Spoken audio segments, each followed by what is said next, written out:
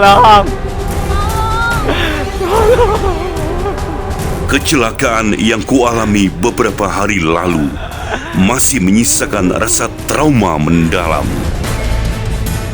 Meskipun aku berhasil lolos dari maut, namun hati ini begitu hancur ketika melihat potongan tubuh berserakan di depan mata.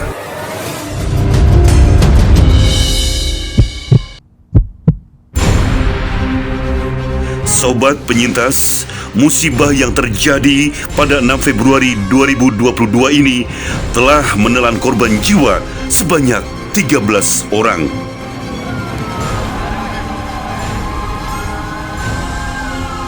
Selain itu, 34 orang lainnya juga mengalami luka-luka.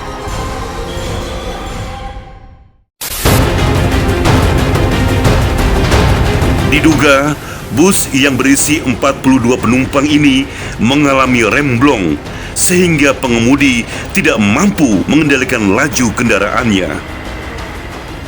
Bus mengalami kerusakan yang cukup parah di bagian depan. Badan bus mengalami ringsek karena menghantam tebing yang ada di sisi kanan.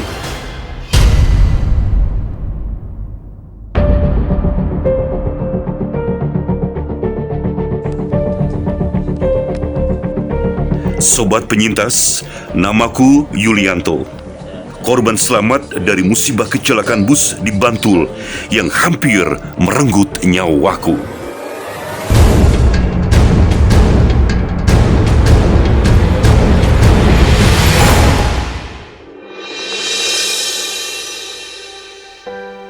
Kami sekeluarga tinggal di desa Meranggen, Sukoharjo. Taruh sini. Kita mau ke mana coba? Tampinus. Nah, terus ke Parang Tritis. Yeay, mau jalan-jalan. Gimana? Udah siap semuanya? Udah dong. Ayo. Ayo, tasnya diambil ya. Yuk. Diambil ya. Udah biar jadi. Mau jalan-jalan? Pagi itu, hari begitu cerah. Seneng nggak? Oh iya, nanti kita naik bis. Aku, Sunarti istriku, serta kedua anakku, Gibran dan Azil, berencana menyambangi tempat wisata yang sedang viral di Yogyakarta. Oh ya. Seneng nggak? Iya. Iya, aku dan keluarga begitu bersemangat karena liburan ini adalah yang pertama kali selama masa pandemi. Piknik bareng itu tujuan ke Jogja. Itu ada 3 tujuan. Yang pertama tebing bersih, kedua Bejiji, terus yang terakhir Parang Tritis. Saat itu, aku tidak merasakan hal aneh ataupun firasat buruk. Yang aku lakukan sepanjang jalan hanyalah berdoa, semoga kami semua selamat sampai tujuan. Perjalanan menuju Jogja pun relatif aman karena jalanan lurus tanpa tanjakan. Sesampainya di tebing Breksi, aku dan keluarga memutuskan bersuah foto untuk kenang-kenangan. Tak lama kemudian, kami pun kembali melanjutkan perjalanan menuju wisata selanjutnya.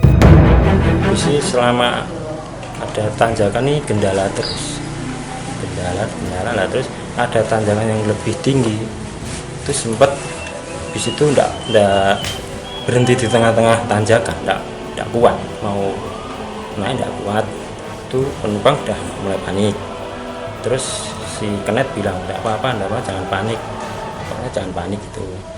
Terus pokoknya penumpang semua pinginnya turun. Kayak mesin mati, dihidupin lagi, enggak bisa lagi, hampir blunder, bisa dikendalikan rem sama sopir. Suasana ceria tiba-tiba berubah mencekam.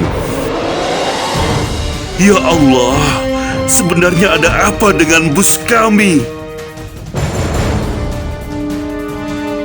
Tambah panik lagi toh, langsung saya bilang ke sopir, pokoknya penumpang saya turunin Pak, semua turun, terus udah pada panik, ada yang pingsan segala, akhirnya turun, bis bisa naik dalam keadaan kosong tuh, sampai di atas.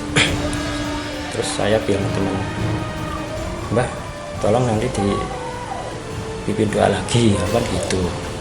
Langsung semua pada naik, selang 10 menit kejadian.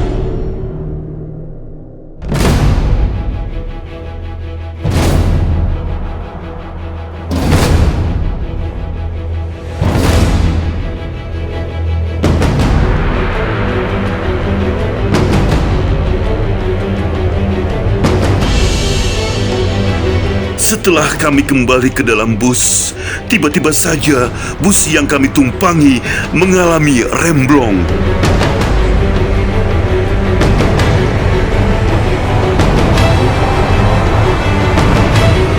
Kondisi aku dan keluarga benar-benar di antara hidup dan mati. Ya Allah, bagaimana ini? Saya tahu persis, Mas. Saya masalahnya persis duduk di samping supir, istri saya di belakang supir, saya di samping kenep, saya di kenep sama supir, jadi saya di tengah-tengah, di depan pas.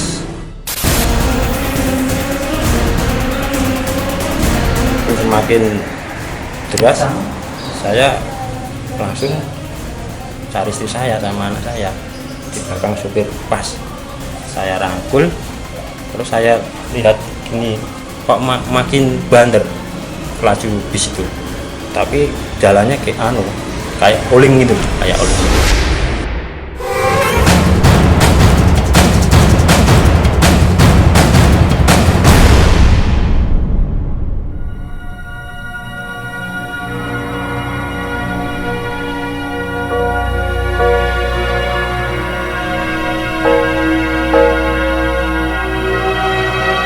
Ya Allah, yang baru saja terjadi rasanya seperti mimpi. Anakku semakin ketakutan. Di sisi lain, punggung istriku terluka parah karena terhimpit badan bus yang ringsek.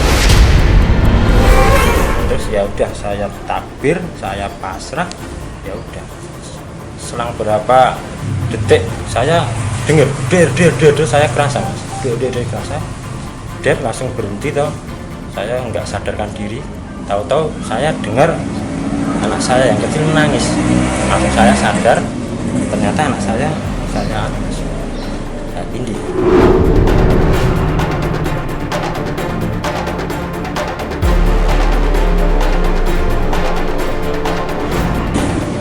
Saya masih satu sama keluarga saya.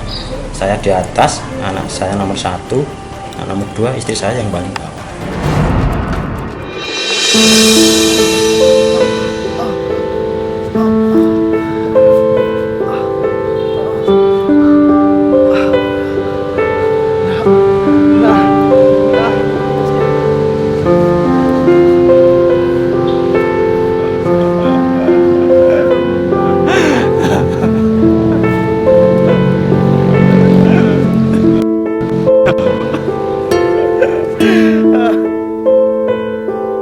Namun, perjuanganku tak sampai di situ. Aku harus menyelamatkan istri dan kedua anakku, tidak peduli bagaimanapun caranya.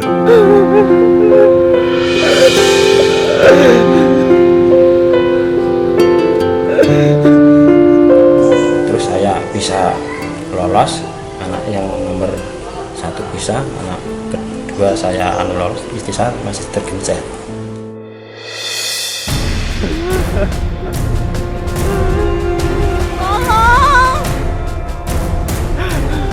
Tolong. Antara hidup dan mati, kami sekeluarga harus menahan sakit agar bisa keluar dari bus ini.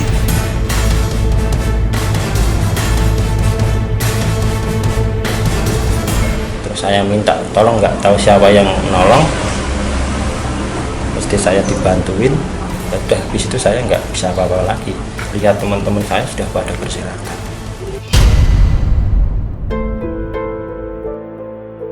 Sobat penyintas, pasca musibah ini, aku mengalami tulang retak di bagian kaki kanan. Kini aku hanya bisa berharap semoga musibah ini tidak terulang kembali. Ini katanya dokter kemarin kan di ronsen itu cuma ada retak, tapi nggak terlalu parah banget. Tapi jangan buat aktivitas yang berat-berat. Ini cuma di gip, nanti buat pembelian peretakan yang biar jadi satu lagi. Nah, dokter ahli bedah gitu, tapi nggak perlu operasi.